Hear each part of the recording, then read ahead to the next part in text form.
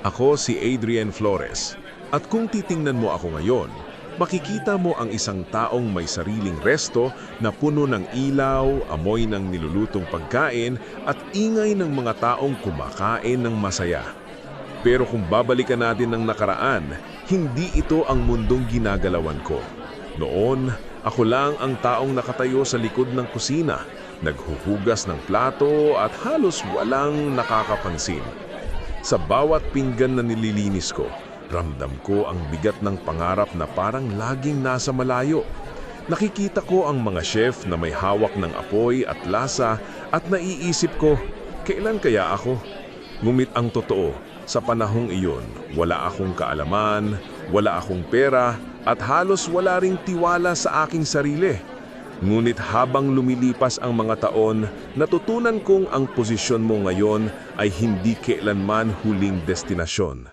Ang mga kamay na dating puno ng sabon at mantika, pwedeng maging parehong kamay na hahawak ng sarili mong negosyo.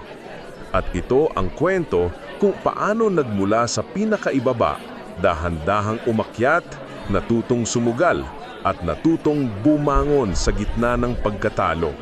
Nung nagsimula ako bilang dishwasher, wala akong ibang trabaho na pwedeng mapasukan. Wala akong degree, wala akong koneksyon. Ang tanging hasit ko ay katawan at lakas. Sabi nga nila, trabaho ay trabaho. Pero sa likod ng bawat araw na nagbubula ang kamay ko, may kumakain sa loob ko ng insecurity. Habang nakikita ko ang mga waiter na presentableng nakangingiti, naiinggit ako. Mas lalo na kapag nakikita ko ang chef na parang hari ng kusina, nag-uutos, lumiligha ng putahe. Ako, nasa sulok, tila invisible. Minsan naririnig ko ang mga usapan. Bilisan nyo, hindi tayo pwedeng magpabaya. Punong-puno ang orders. Oo, chef. Pero kailangan na rin maklear ang mga plato. Nakatambak na. Doon ako papasok. Tahimik, mabilis, walang reklamo. At kahit ganoon, hindi pa rin nawawala ang pagdududa sa sarili. Isang gabi, habang naglalakad pa uwi, dalang pagod at pawis, napatingin ako sa mga naglalakihang restoran sa kanto. Napaisip ako, paano kaya kung ako naman ang may-ari? Pero agad kong pinutol ang imahinasyon. Sino ba ako para mangarap ng ganon? Dumating ang punto na halos ayaw ko nang pumasok. Ang mababang sahod, ang paulit-ulit na gawarin, ang tila walang kinabukasan na sitwasyon. Lahat yun ay sumasakal sa akin. May mga gabi na nakatingin lang ako sa kisame ng inuukahang kong maliit na kwarto. Nag-iisip, hanggang dito na lang ba talaga ako? At doon nagsimula ang pinakamalaking laban ko. Hindi laban sa trabaho, kundi laban sa sarili kong pag-iisip. Habang lumilipas ang buwan, parang lumalala ang pakiramdam ko. Ang bawat plato ng hinuhugasan ko, parang paalala na wala akong kontrol sa buhay ko. Nakikita ko ang mga kaedad ko, unti-unti umaangat. May ilan nagkakapamilya, may ilan nag-aaral muli, may ilan nakakaipon. Ako? Para akong nakakakulong. Isang gabi, narinig ko na naman ng usapan sa kusina. Marco, bilisan mo naman dyan. Ang bagal ng turnover ng plato. Opo, chef. Pasensya na. Ang sakit pakinggan. Parang wala kang halaga kundi ang bilis ng kamay mo. Lumipas pa ang mga linggo at napansin ko ang sarili ko. Nagiging mainitin ang ulo, mabilis mapagod at kahit sa labas ng trabaho, dala ko ang bigat. Lalo ako nagagalit sa tuwing naiisip ko na baka hindi ko na mabago ang sitwasyon ko. Hanggang isang araw, may bisitang dumating sa resto. Isa siyang dating dishwasher din, pero ngayon, siya ang supplier ng karne.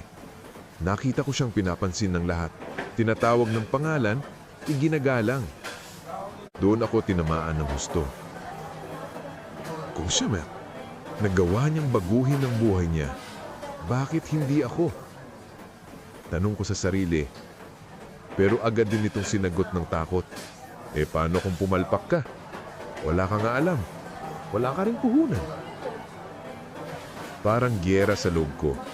Isang bahagi gustong lumaban pero mas malakas ang boses ng takot. At habang pinipili kong manahimik, lalo akong nasasakan. Dumating ang araw na hindi ko na kayang kimkimin ang lahat. Sa gitna ng kawalan, nagdesisyon ako magsimulang mag-aral kahit sarili lang. Gumamit ako ng maliit na notebook, isinulat ko ang mga nakikita kong teknik ng mga chef, kung paano nila pinaplating ang pagkain, paano nila timplado ang lasa, at kung paano nila pinapatakbo ang kusina. Minsan, kapag break, lumalapit ako sa isa sa mga mas approachable na cook. Unti-unti, natuto ako. Sa gabi, nagpa-practice ako sa maliit na kalan sa inuupahan kong kwarto. Bumibili ako ng murang sangkap sa palengke at kahit madalas pumalpak, hindi ako tumigil. Nagsimula rin akong mag-ipon.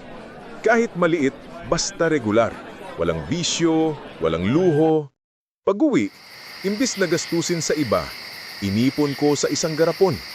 Lumipas ang ilang taon, nadala ko ang natutunan sa iba't ibang resto na pinasukan ko. Natutunan ko hindi lang pagluluto, kundi pati pakikitungo sa tao, pagpili ng suppliers, at simpleng pag-compute ng cost. Dumating ang pagkakataon nang inalok akong maging assistant cook. Hindi ako nagdalawang isip. Pinakita ko ang sipag, ang disiplina, at ang pagmamahal sa ginagawa. Hanggang sa dumating ang puntong, ako na ang nagdidikta ng lasa sa kusina. Ngulit hindi pa ako kontento. Sa puso ko, alam kong gusto kong magkaroon ng sariling lugar. Kaya sinubukan kong magluto para sa mga kaibigan, para sa maliit na community gatherings. At dun ko nakita, may lasa pala ang niluluto ko na kayang tanggapin ng tao. Naghanap ako ng maliit na pwesto. Isang stall lang sa gilid ng palengke. Doon nagsimula ang lahat. Sa unang linggo halos wala pang bumibili. Pero hindi ako sumuko. Gumamit ako ng natutunan ko noon. Pakikitungo sa tao, consistency sa lasa, at higit sa lahat, malasakit. Lumipas ang buwan, unti-unti akong nakilala. Ang dating dishwasher, ngayon may sariling pangalan. Hanggang dumating ang panahon na nakapagtayo ako ng isang maliit na restaurant. Hindi man agad enggrande, pero bawat upuan, bawat mesa, puno ng pawis at sakripisyo ko. At ngayon, heto ako. Hindi na ako nasa sulok ng kusina. Ako na ang nagbubukas ng ilaw tuwing umaga. At ako na rin ang nagsasara tuwing gabi. Ako si Marco Villarreal at kung may isang bagay na natutunan ko sa lahat ng pinagdaanan, ito ay ang katotohanang walang trabaho ang maliit kung malaki ang pangarap na dala mo. Noon inisip ko na ang pagiging dishwasher ay isang trabaho lang para sa walang choice. Pero sa totoo, yun ang naging pundasyon ko. Doon ko natutunan ang tiyaga, disiplina at humility.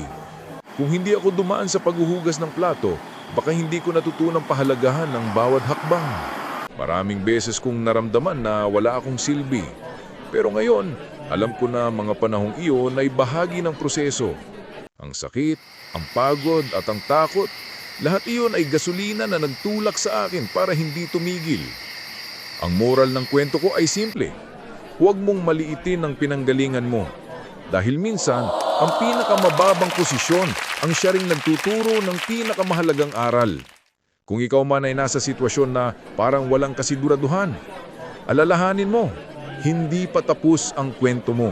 At ito ang naging paglalakbay ko mula sa paghuhugas ng plato hanggang sa pagkakaroon ng sariling restaurant. Ang buhay ay hindi laging diretsyo. Madalas, puno ito ng liko at madidilim na kanto. Pero sa bawat liko, may matututunan ka. Kung ikaw ay nasa puntong parang walang kasiguraduhan, tandaan mo, lagi kang may choice. Kahit maliit na hakbang, basta tuloy-tuloy, makakarating ka rin. Kung may nakuha kang inspirasyon sa kwento ko, sana dalhin mo rin ito sa sarili mong laban. Dahil lahat tayo may sariling kusina ng buhay at nasa atin kung paano natin lulutuin ang ating kinabukasan.